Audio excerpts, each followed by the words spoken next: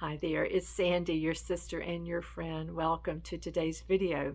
Today I wanted to do a full video to respond to a comment that I had gotten on an earlier video by someone who said that she believes that God is a myth created by cultures who needed an idea of God, and when God was no longer useful, it became obliterated or just vanished because it had outlived its usefulness. And she thought that concept is um, it's a myth, really, and that any God that we have today by any name falls into that same myth category. And so her basic conclusion is that God is no more.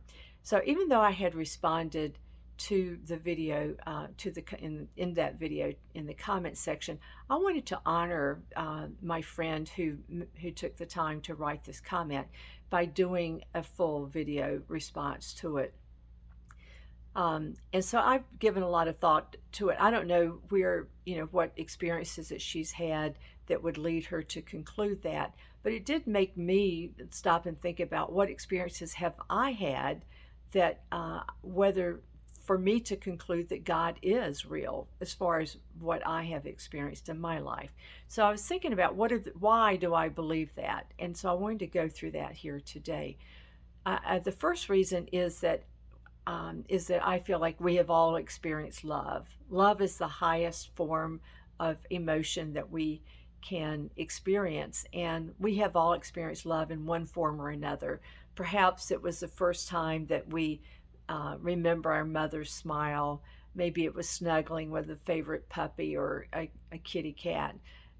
Maybe it was watching a beautiful sunset.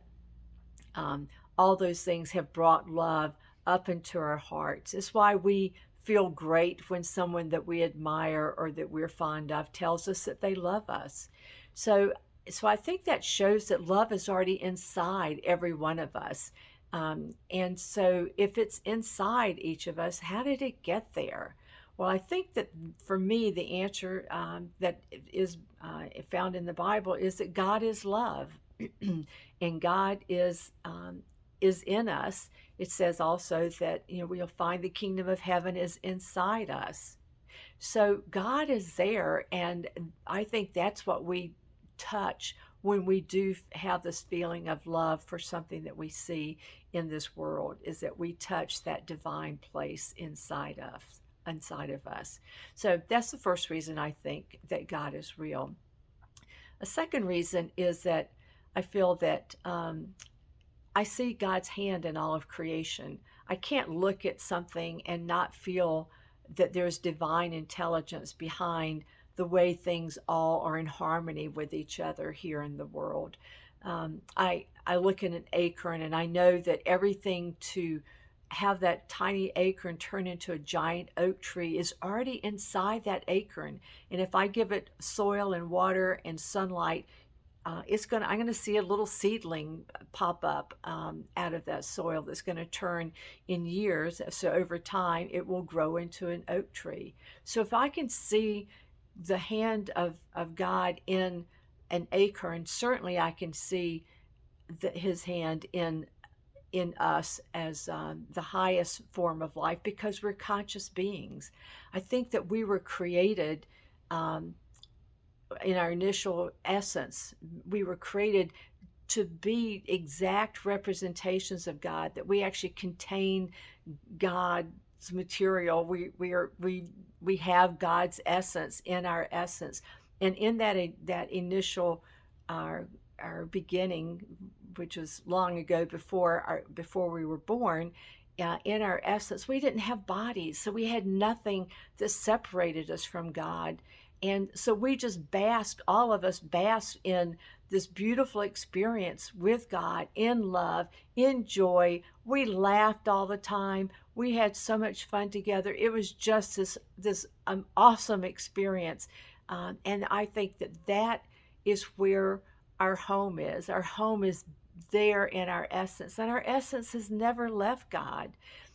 When we came into this world in bodily form, our essence, that's where our conscious awareness That's what we touch when we get still. And our hearts still long for home. Our hearts call us back to home anytime that we're willing to get still and realize that God is our creator, and God is love. And that's the second reason that I believe is because I can see God's hand in creation. The third one is I feel like we're all connected to each other, that there's only one life, and we all share that one life. And so that's why sometimes we will meet a stranger, and in short order we'll realize that we feel a real depth of connection to them. We can meet somebody and we immediately know that they're going to be really good friends of ours, because we can feel the sense of we're already connected. It's like thinking of God as the as the sun in our solar system, and that all everything is held together because of the sun, and that we're all sun rays that come out and emanate. So we have the sun as our essence, and we're not the entire sun, but we have the sun as our essence. And because we're all connected to the sun, we're all connected to each other. If there wasn't God at the center, He is literally the divine energy that holds the entire universe together. Without God, there wouldn't be a universe. Nothing would exist. It would all just be black, dark space. So that's the third reason that I think that I've concluded that God is real. And the fourth reason is really personal. It's because I've experienced God. I've experienced the joy of knowing God personally. I've experienced the comfort, the peace that I've never experienced in any other relationship outside of knowing God first, and then it pours out into every other relationship, and I receive it back from every other relationship.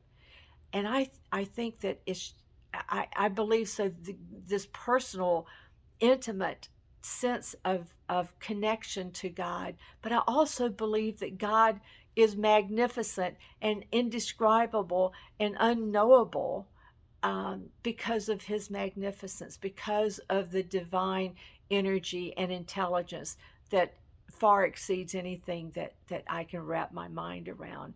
And actually knowing God in the way that I'm talking about is beyond our mind's experience anyway. It's not something we can grasp within our physical senses. So those are the reasons that I believe that God is real, and I invite my dear sister and any other brother or sister who hasn't actually experienced this divine love that I'm talking about, this divine connectedness to God and to each other. If you haven't done that yet, I invite you just to give God a chance. All it takes is us first to just get still, to be in just stillness, and to be willing to just surrender everything in that moment, just in that moment, to God. Just surrender. You can pick it back up again in a couple of minutes, but if you'll just surrender, and this surrendering is not what we think of in a wartime of surrender. This is actually responding to our hearts, is responding to God's calling us into a love relationship. So it's surrendering to that just for a couple of minutes. This is not something that you have to give your life over to until you experience it. And I believe that God will meet you when we're willing at that moment to say, God, if you're real, show up. I want you to show up to me if you're real. I believe that you will hear a tiny little bit of joy, a little laughter, but some peace that passes any understanding on a human level. I believe that that's what you'll find. That's what I found. I'm telling you, I've believed a lot of myths about God, and I've had to discard those. I don't believe that anybody can be separated from God's love, and that He's just very patiently waiting for us all to just hear that call, hear His divine desire for us to know Him, for us to know ourselves as his children and as his divine children. You are magnificent to him. You're greatly loved by God, and he is just waiting for you to heed the call of your own heart. That's how I understand it. I hope this has some meaning to you. If it does, hit the like button, subscribe if you haven't, but just give yourself just a few minutes. You can pick it all back up again, I guarantee you. But anyway, God is just waiting there patiently, and I believe this is really the highest call that we can respond to. So go and be blessed today. I love you so much, and we'll talk next time. Bye bye.